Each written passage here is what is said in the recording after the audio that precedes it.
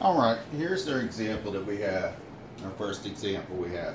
Supposing an object moves in simple harmonic motion with displacement d in centimeters, time t in seconds, and here is the model for that function, okay? It wants me to find the following or determine the following, okay? Part A, determine the amplitude. Well, let's just use what we used whenever we first learned about the graphs of the cosine. What is the amplitude? The absolute value of this number. What's the absolute value of -1? It would be 1. Now let's think about this for a second, okay? What do we have? We have distance or displacement in centimeters and a time in seconds. So if I were to think about a graph of this, I would have my t-axis here, and I would have my d-axis there, okay? So what's my amplitude? It's 1. So my graph oscillates between 1 and -1. In other words, if I draw it, it'll go back and forth, right? But what's my unit of d? It's centimeters. So I need some units with my amplitude here because it goes between what? -1 centimeter and 1 centimeter. So I'm going to say 1 centimeter. All right, what's my period? Well, let's see. How do I find period? I say 2 pi over b, or over omega in this case would be 2 pi over 1, or 2 pi. Now let's think about the period, okay? So if I had like a sine function, it would be something like this, right? And the period would be 2 pi there. Well, what is that going to be measured in? What's my units for this t? My units are seconds. How about the frequency? The frequency is just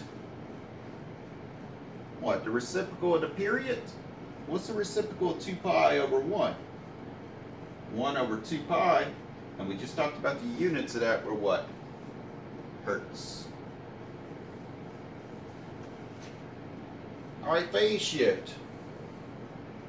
What did we learn about the phase shift? It's this number being added or subtracted to my t value in my argument, or c over b, right? So phase shift we said was c over b, which in this case it's pi over 4 over b is what? A 1. So wouldn't that be pi over 4? And if we're adding pi over 4, it's shifted pi over 4 units to the left. But for some reason, in the section before that we covered this, it said pi over 4 to the left. But now it's saying just put negative pi over 4. Negative pi over 4. And what is going to be a unit for that? If you shift in left, that's going to change to what? T values. What's my unit for my t values? Seconds. All right, by the way, this isn't exactly the graph of that. For sure it's not, because this is like a sine function. I was just showing you about a period. All right, let's look at part E. Okay, find the least positive value of t for which d is equal to 0. All they mean there, let this d be 0, then you'll have 0 is equal to negative cosine of t plus pi over 4, and solve for t. Let's see. I could rewrite this as negative cosine of t plus pi over 4 is equal to 0. Because if the left is equal to the right's equal to the left. All right, divide both sides by -1. So we have cosine of t plus pi over 4 is equal to 0. And how did you solve this in that section where we had to solve these sine and cosine functions? You said, okay, cosine of some angle is equal to 0, right?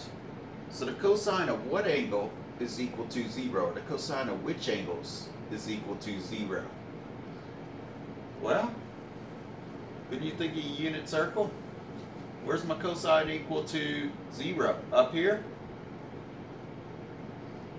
And what? Down here, right? So at pi over 2 and what? 3 pi over 2. So at pi over 2 and at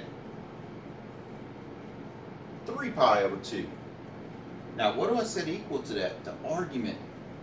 T plus pi over 4 is going to equal to pi over 2, and t plus pi over 4 is going to equal to 3 pi over 2, right?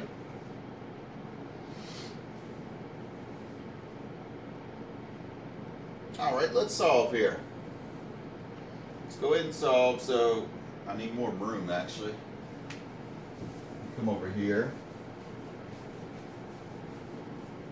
And I'm going to solve this one by subtracting pi over 4. So I have t is equal to pi over 2 minus pi over 4 is pi over 4.